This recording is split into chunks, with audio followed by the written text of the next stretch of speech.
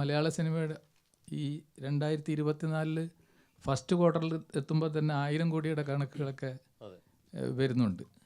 അപ്പോൾ ഇതൊക്കെ മൊത്തത്തിൽ മലയാള സിനിമയെ എങ്ങനെ ഒന്ന് ബൂസ്റ്റപ്പ് ചെയ്യും സാമ്പത്തികമായി? തീർച്ചയായും വലിയ ആവേശമല്ലേ നമുക്ക് തരുന്നത്. ഇപ്പോൾ മഞ്ഞുമൽ ബോയ്സ് ആയാലും പ്രേമലു ആണെങ്കിലും ഇപ്പം ഇദ്ദേഹത്തിൻ്റെ ഭ്രമയുഗമാണെങ്കിലും ആവേശം, ഒരുപാട് സിനിമകൾ ഇങ്ങനെ നമ്മുടെ ബോക്സ് ഓഫീസിൻ്റെ പരിധികൾ ഇങ്ങനെ ഈ പറഞ്ഞ പോലെ എക്സ്പാൻഡ് ചെയ്തുകൊണ്ട് പോയിക്കൊണ്ടിരിക്കുകയാണ്.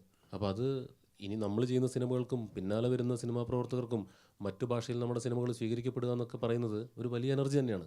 പിന്നെ ഇൻഡസ്ട്രിയിൽ പണം വന്ന് വീഴുക എന്ന് പറയുന്നത് എന്തുകൊണ്ടും തിയേറ്റർ വ്യവസായത്തിനും നടീനടന്മാർക്കും ടെക്നീഷ്യന്മാർക്കും എഴുത്തുകാർക്കും എല്ലാവർക്കും നല്ലതല്ലേ. അപ്പോൾ തീർച്ചയായും മലയാള സിനിമയുടെ ഏറ്റവും നല്ല വർഷത്തിലൂടെയാണ് കടന്നു പോകുന്നതെന്ന് സിനിമാ പണ്ഡിറ്റുകൾ പറയുന്നു.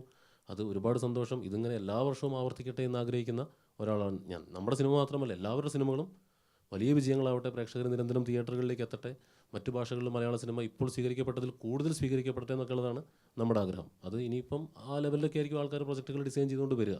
നല്ലതാണ് എന്തുകൊണ്ടും. ചെറിയ സിനിമകൾ, ചെറുതെന്ന് പറയാൻ പറ്റില്ല, എന്നാലും മറ്റ് ചില സിനിമകളും പേടിയോടുകൂടി തന്നെയാണ് റിലീസ് ചെയ്യാൻ പോകുന്നത്. അവർ പറയുകയും ചെയ്തു. പിന്നെ മമ്മൂക്കയുടെ സിനിമ വരുന്നുണ്ട്. അപ്പോൾ അതിനോടൊന്നും നമുക്ക് ഫൈറ്റ് ചെയ്യാൻ പറ്റില്ല. അങ്ങനെയൊന്നും നമുക്ക് പറ്റില്ലെന്നേ. സിനിമ ഇറങ്ങിക്കഴിഞ്ഞതിന് ശേഷമേ ഉള്ളൂ നല്ലതോ ചീത്തയോ എന്നറിയാം. അതിന് മുമ്പ് നമുക്കൊന്നും പറയാൻ പറ്റില്ല. അങ്ങനെ ഇപ്പോൾ നല്ലത് മാത്രമേ നമ്മൾ ചെയ്യുള്ളൂ. നമ്മളൊരു കടയിൽ പോയി ഒരു സാധനം വാങ്ങിക്കുന്ന പോലെയല്ല സിനിമ എടുത്തുണ്ടാക്കി നന്നാക്കിയുള്ളൂ. ഇപ്പോൾ എല്ലാവർക്കും സ്പേസ് ഉണ്ട് സിനിമയ്ക്ക്, അതിനൊന്നും പേടിക്കണ്ട.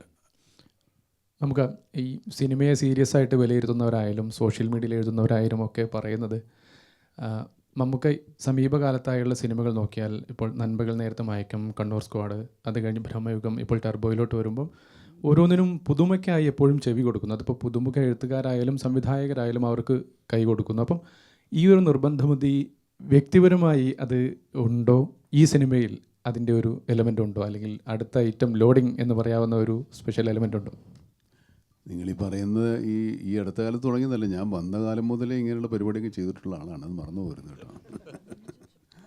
അങ്ങനെ എണ്ണി പറയാവുന്ന ഒരുപാട് വ്യത്യസ്തമായ സിനിമ നിങ്ങൾക്ക് വളരെ വ്യക്തമായിട്ട് ഓർക്കുന്ന ഈ പറഞ്ഞ പുട്ടുറുമീസ് ആണെങ്കിലും മൃഗയാണെങ്കിലും അതുപോലെ അയ്യർ ദ ഗ്രേറ്റ്, അതുപോലത്തെ ഒരുപാട് സിനിമകളുണ്ട്. ഈ തലമുറയിൽപ്പെട്ട ആളാണെന്ന് തോന്നുന്നു. കുറച്ച് മുതിർന്ന ആൾക്കാർക്ക് അതൊക്കെ അറിയാം. അപ്പോൾ അത് എന്നെ സംബന്ധിച്ചിടത്തോളം അന്നത്തും ഉണ്ടായിരുന്ന അതേ ആവേശത്തോടു വേണ്ടിയാണ് ഞാൻ നിൽക്കുന്നത്. അന്ന് നമുക്കെല്ലാം നമ്മുടെ ആഗ്രഹത്തിന് ഒത്തുചെയ്യാൻ പറ്റിയില്ലെങ്കിലും ഇപ്പോൾ ഇങ്ങനെ അങ്ങനെ ഒരു സൗകര്യം നമ്മുടെ അടുത്ത് വരുന്ന ആൾക്കാർക്കും നമുക്കും അങ്ങനെ ചെയ്യാനുള്ളൊരു സാഹചര്യമുണ്ട്. അത് നമ്മൾ ഉപയോഗപ്പെടുത്തുകയാണ്. ഇപ്പോൾ ഈ സിനിമ കഴിഞ്ഞാൽ എന്താ സിനിമ എന്നുള്ളത് നമ്മൾ തീരുമാനിച്ചിട്ടില്ല. അങ്ങനെ ഒരു അവസ്ഥയിൽ നിൽക്കുക. ഇപ്പോൾ എന്നുള്ള കുഴപ്പമാണ്. മറ്റത് വന്നു കഴിഞ്ഞാൽ 2-3 സിനിമകൾ നമ്മൾ തുടങ്ങുമായിരുന്നു. ഇപ്പോൾ ഒരു സിനിമ അടുത്ത് തുടങ്ങാനായിട്ട് ഇങ്ങനെ സമയമെടുക്കുന്നുണ്ട്. അത് കുഴപ്പമൊന്നുമില്ല. അതുകൊണ്ട് അതിനൊന്നും ആൾക്കാർ നമ്മുടെ അടുത്ത് പരാതിപ്പെട്ടിട്ട് വന്നിട്ടില്ലോ എന്തേ സിനിമയിലും എനിക്കകത്തുനിന്ന്. സിനിമ കൊടുത്താൽ അവരുണ്ടെങ്കിൽ കാണും. അങ്ങനെ വിചാരിച്ചാൽ മതി.